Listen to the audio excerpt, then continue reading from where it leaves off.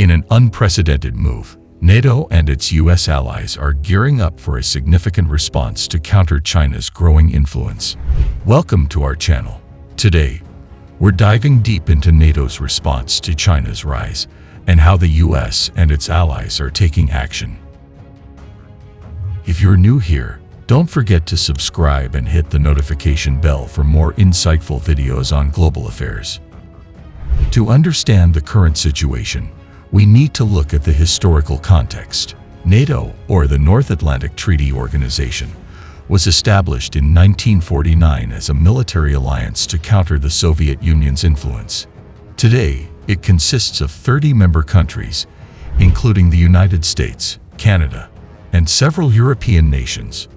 Meanwhile, China has rapidly transformed into a global powerhouse with significant economic growth and military advancements. This rise has led to increasing tensions, particularly with the U.S., as both nations vie for global supremacy. Recent events have escalated these tensions. From trade wars to territorial disputes in the South China Sea, the friction between China and the U.S. has reached a boiling point. NATO, recognizing the potential threat to its member states, has decided to take a stand. NATO is set to deepen relations with its four Indo-Pacific partners, which, although not part of the military alliance, are gaining prominence as Russia and China forge closer ties to counter the United States and the two Koreas support opposing sides of the conflict in Europe. The leaders of New Zealand, Japan, and South Korea for the third year in a row will attend the NATO summit, which starts Tuesday in Washington, D.C., while Australia will send its deputy prime minister. China will be following the summit closely, worried by the alliance's growing interests beyond Europe and the Western Hemisphere. The Ministry of National Defense emphasized that they have been closely monitoring the situation and have taken appropriate measures in response to these developments. The incursions come amidst heightened tensions in the region, raising concerns over regional stability and security. Taiwan's defense ministry also announced that it is closely monitoring a series of missile tests occurring in China's far northern region of Inner Mongolia, with its air defense forces on high alert. The ministry reported that starting from 4 a.m. it detected multiple waves of test launches conducted by China's rocket force in Inner Mongolia, approximately 2,000 kilometers, 1,200 miles from Taiwan. The tension between Taiwan and China stems from China's view of Taiwan as a breakaway province that it aims to reunify with the mainland, by force if necessary. Taiwan, on the other hand, is a democratically governed island with its own government, and sees itself as a separate entity. In recent years, tensions have escalated due to increased Chinese military activities near Taiwan, including frequent incursions by Chinese aircraft and naval vessels into Taiwan's air defense identification zone and waters. This increased activity is seen as an attempt by China to intimidate Taiwan and signal its capability to enforce its territorial claims.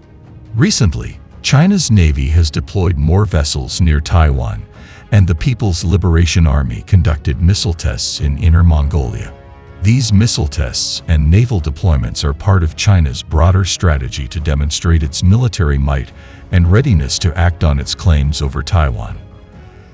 Taiwan's defense ministry has been on high alert, monitoring these activities and preparing its air defense forces to respond to any potential threats.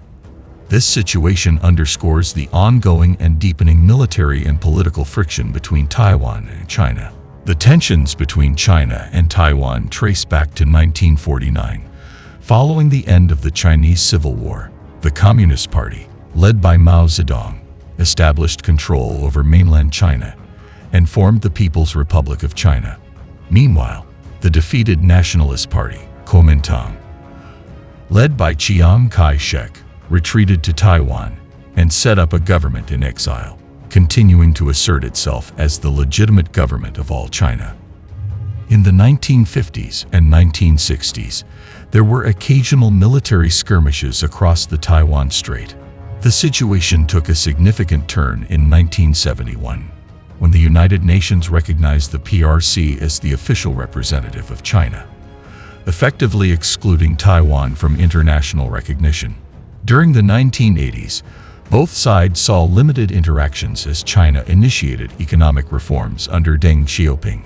China proposed the one country, two systems policy, offering Taiwan a high degree of autonomy in exchange for reunification, which Taiwan declined. The 1990s marked a critical period as Taiwan underwent democratization, highlighted by the election of its first native Taiwanese president, Lee Teng-hui, in 1996. This democratic shift was met with suspicion by Beijing. The Third Taiwan Strait crisis erupted in 1995 to 1996 when China conducted missile tests and military exercises near Taiwan, aiming to dissuade what it perceived as growing pro-independence sentiments. In the 2000s, tensions persisted, punctuated by diplomatic battles and military posturing. Taiwan's move towards further democratization and assertion of its identity continued to irk Beijing. China's economic rise and military modernization increased its leverage and assertiveness in the region. In recent years, China's military activities around Taiwan have intensified, with frequent incursions by Chinese aircraft and naval vessels into Taiwan's air defense identification zone and waters. This escalation is seen as part of China's broader strategy to pressure Taiwan into considering reunification under Beijing's terms. Recently, China has increased its naval deployments near Taiwan and conducted missile tests in Inner Mongolia, demonstrating its military capabilities and readiness.